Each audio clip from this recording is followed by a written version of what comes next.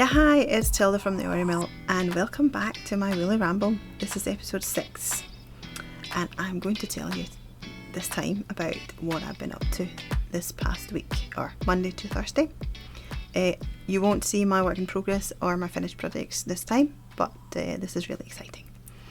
I went on an online short course with the UAL, University of Arts London, the Central St Martin's. It's called the place. A lovely tutor called Hannah Porter, who took the course. It's Introduction to Knitwear Design. I thought it was very much kind of based on hand knitting initially, because I've been looking for courses to do about hand knitting, because really I would like to make some designs myself. By that I mean kind of garment designs. I need a little bit more teaching, or I need to be taught how to kind of shape things to the body, because for me it's fairly simple to make hats, scarves, gloves, you name it, these kind of things that doesn't really require too much measuring, but try and see kind of shape the body of a person. That's a little bit when yarn starts to kind of wrap round, so it sits nice and drapes right. A little bit harder, so I kind of thought that, oh yeah, this course will maybe help me with this. That was not really the case, but it helped me in so many other ways, so it was amazing. So one of the first tasks we were tasked with was making a mood board. That was kind of fine, and she was explaining, so when she kind of kept going on about, oh my god, we need to make 3 mood boards, I made 1. But again, I used my energy more on making some swatches, knitted swatches.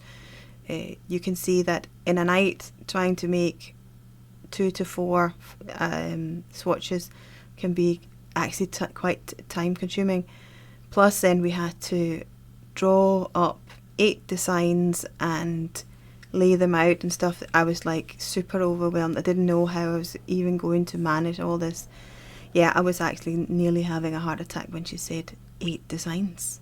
I was like, oh my god, I'm just struggling with 1. I am a super procrastinator, so I procrastinate over procrastinating. So making a design in my head, that's always where it kind of starts, obviously. But I'm sitting thinking about this for days, weeks, months, and then probably never happens. So trying to do 8 in a day, I was like, oh my god. And she made it sound like, oh my god, you just kind of take 10 designs and then narrow it down to 8. And I was like, how do I do 10 in a day? Seriously. So it did happen though. I managed. I'm quite proud of myself for that. And it didn't look too bad. I'm not great at drawing, so yeah, but you'll see the result. It's one of these ones where you're super amazed of what you've actually achieved, because I never in a million years would have thought that I would have done this. So, but let's have a wee look at my mood board. So this is the first task we did. We were to get inspiration from kind of knitwear, from fashion, from anywhere really. So it was really good to listen to her with all her suggestions of where you could find your inspiration. And again, one of the things she said was quite crucial in this one was to get your colour palette in, which I then, you can see that up in the top right hand corner there behind the line drawings. So you can also see it's quite busy, and you have dots and stars dotted on top of this, and kind of line drawing on top. So yeah, this one, and beads you can see. So it's very much about embellishment, this mood board for me. So that was quite interesting. The second day we were we were discussing the mood board, and we got the task to knit up some samples of knitwear, which was to be discussed the following day. So I'm going to share with you these samples I made up. So I managed to get 5 knitted up. This one is actually one I've been procrastinating over for weeks. I saw this fabulous yarn from West Yorkshire Spinners. It's orange, turquoise and kind of cream, I would say, because we'll never get like super white unless it's super bleached and stuff like that. But yeah, so I've been procrastinating over this for weeks and I was like dying to knit it up. So this was the first sample. I actually did that on night 1 of the course because I was like, yeah, now I got the chance to do that. So that's in West Yorkshire Spinners, the Croft. I then decided, after having listened to Hannah, that actually this whole thing about kind of adding things, so I added a little bit of mohair in the orange bit just to give it that bit of fluff and a little bit more texture and a little bit thicker than the rest. So it was standing out a little bit more. So yeah, great. Then Hannah could see that I had a lot of inspiration from painters, so Sigma Polka and Gerhard Richter is some of the ones that's on my mood board. So she suggested just trying to paint on top of one of my samples. So this is a bit of acrylic paint. I was just splashing it on. There wasn't really anything, but you can see later on the inspiration to a design that's made with this. Again, I was trying to stick to my colour palette and not really deviate too much from that. Again, this one here was really fun to make because I'd seen a swatch of this pattern and I just really wanted, I was just curious to see how it knitted up, and I really like, for me this is the front. It's a little bit hard to see because it's such a dark one.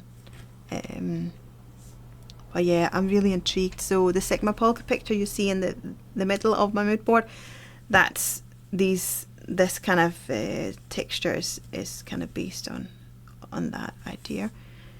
And then I was just super excited about experimenting because I never knit swatches. I'm like, yeah, my tension is pretty average. So I just knit away and I'm like, oh no, I don't actually want to use my yarn. I'm like, yeah, no, I don't. It's waste of yarn to knit a swatch. Even though you'll probably hear me in the shop saying, yeah, you need to swatch. I knit the garment, I start knitting the garment and then I measure in the garment if I need to do that. But actually knitting swatches, especially when you want to experiment, is great. It's absolutely.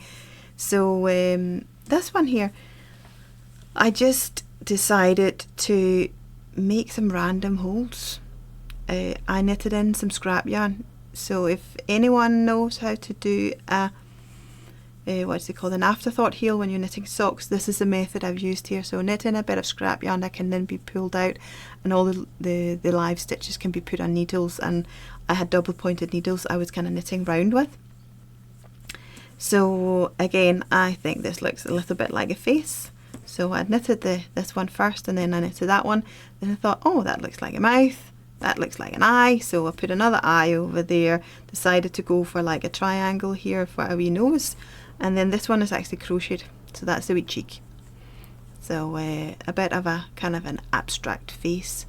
But again, I did base another design on this, or actually a couple on the different shapes that you see in here. But this was great fun. Okay, I didn't make it easy for myself. I did actually knit this up in 4-ply. So if you're having only a night or two, or actually a night to knit up samples, probably 4-ply isn't the best idea. So when I knitted the next swatch after this one, I decided I'm going to double up my yarn. So if you can see, this one is a little bit marled. This is a cotton. So it's basically the sock yarn and the cotton knitted up like this. So that's actually the colourway. I like to do this. I also like to push my customers. They're not always actually up for this, but I try and push people over to using 2 yarns together. It doesn't have to be the same yarn. A lot of times here, again, you see it in this, that is knitted with a strand of wool and then a strand of mohair. So it's just really interesting to see how the texture changes. So this one feels totally different, obviously, from what the cotton will do, and also totally different from what the sock yarn does. So it's somewhere, again, in between. And again, you never really know what the colour is going to be like. So, and I find that really, really kind of, yeah, exciting that you're getting something you don't actually really know if you're going to like it. But most of the time, they work out really nicely. With this one here, I have a love of needle felting. I teach a needle felting course as well and show people how to make felt pictures. And I actually do have a lot of scrap yarn that I also say you can use scrap yarn in your felting. When I run the felting course, people get roving. But yeah, you can really use just scrap yarn. So I chopped up some scrap yarn, used a cookie cutter, like I have a cookie cutter standing just here, so my wee star. It's got a wee bit of felt in it. But so yeah, just place that on top and then just start stabbing in here. Obviously use a mat. But it actually came out almost like embroidered on. So that was great.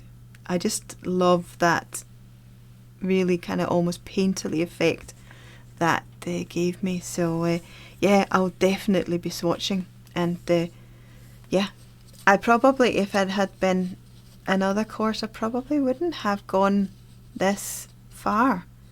I probably have gone a little bit more safe.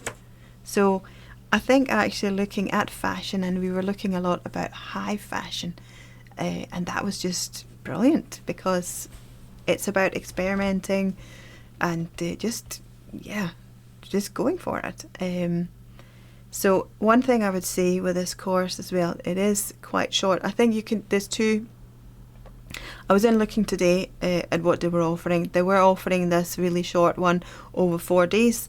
They were also offering the same course over 4 weeks. So, but for me, I think actually learning to speed up was a huge advantage. So, but yeah, so that was my 5 samples. But let's just look at some of the other things I managed to do. So again, a lot of my drawings are in Canva. So actually, one of the things, so when we were supposed to draw these fabulous outfits on a piece of paper or however we wanted, or we could use collage or whatever, and I was like, oh my god, I don't know how I'm going to cope with this. But what she did kind of mention was that you could use kind of fashion model drawings. So I found one, and let me see if I can see one here. Well, I found one and decided to just draw on top of it, and then I was trying to try and trace over it, and that was just not working for me. I couldn't get anything to look like a rightly proportioned garment. So because it was so short, I'll show you here. So I managed to, I photocopied this fashion drawing, and then I just started drawing on top of it. So this is basically my drawings that I have, and they look much better than I ever thought they would. I can't actually believe that I managed to produce something like this, but that was so these are the designs. There you can see they're all in black and white. But what I did, we were then to put together these boards, which was really exciting. Let me show you them. So this is some of the ones. So I was actually doing one for each design. So I was trying to show the colour, sometimes where the inspiration was from, and how to, yeah. So you can see here, this is a tracksuit. I made a tracksuit kind of type thing, and it's really the jumper here.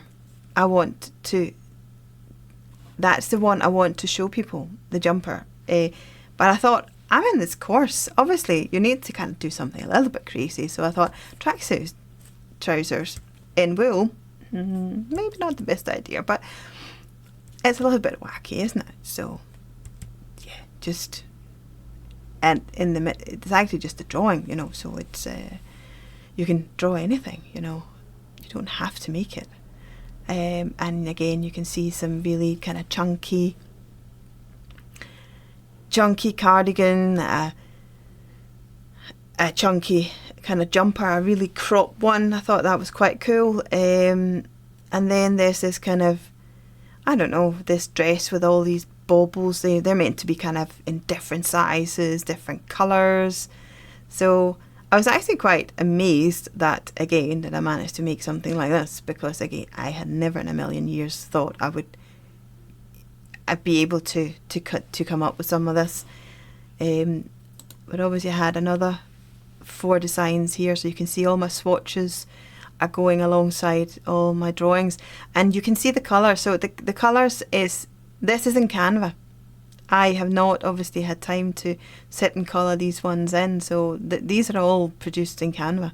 And there you can see underneath the star, you can see all the scraps I was using for this kind of, that's a short kind of slip over that I made up, where I'm going to place a big needle felted star on, actually bigger than the sample. But I'm just going to use all my kind of scrap wool, because I'm actually quite into this kind of reuse but use all your materials, you know. I hate throwing out yarn ends. I do have a wee jar with them, and they can be used from anything from stuffing to needle felting to, you can knit them into your garment as wee stripes. If you've seen the designer Leah Kubaga, she does that. She kind of knits in wee ends of yarn to give a wee bit of colour to her stuff, and it's really random but really, really cool. And you can see my wee painting up in this kind of dress that's it's going to look almost kind of like flames of fire or something like that. I'm actually quite intrigued, and I would actually like to do that one as well. I would actually quite like to do a number of these designs, and I never would have thought in a million years that I would come up with that many. I thought, oh yeah, one and I'm lucky. So then what we were asked to do was to actually put all these designs in a wee lineup, which was interesting as well. So let me just show you that. Here we are. So that's my wee lineup of designs. You can see them a little bit better here that they are. So yeah, I was absolutely amazed. I love when you get that, and I love to see that when I teach myself, is when students get this, oh my god, I never thought in a million years I would do this. So I am super excited. Yeah, will I recommend the course? Absolutely. If you want to design your own stuff, this is a course that you should definitely consider going on, because it's so inspiring. Hannah is just so lovely, and everyone was producing really amazing work. It was quite incredible to see everyone else's ideas and mood boards and stuff. But she was so lovely, Hannah. She was so encouraging to everyone, and was giving really cool suggestions to where you can go, and because you could pick up your inspiration, she really had that eye. And then she was also telling us at one point that that working for a fashion house, you have to kind of come up with about 30 designs a day, and I kind of thought, oh my, probably not the right job for me. I'm quite happy just designing maybe a couple of items, a month. Even that would probably be a wee bit of a stretch, because they would need to be hand knitted up. So but yeah, I absolutely would recommend it. Go on it if you have any aspiration to design your own stuff, then go on it. So I'm looking for other online courses, because I'm really got fired up about doing something like that. So I think I might have found one, if it's still running. I think it's called the School of Stitched Textile is running. I think it's a 2-year course, and I think that's the only one, and that is a hand knitting one. Well, you have 2 years to complete it, so I think I'm going to look into that and see that's something. But yes, that's what I've been up to this week, and so I'm totally fired up and want to just do more designs. I need to knit this jumper up, I think. So yeah, I'll talk a little bit about that probably in the future episodes. So yeah, that was all from me today, and have a lovely time, and bye bye.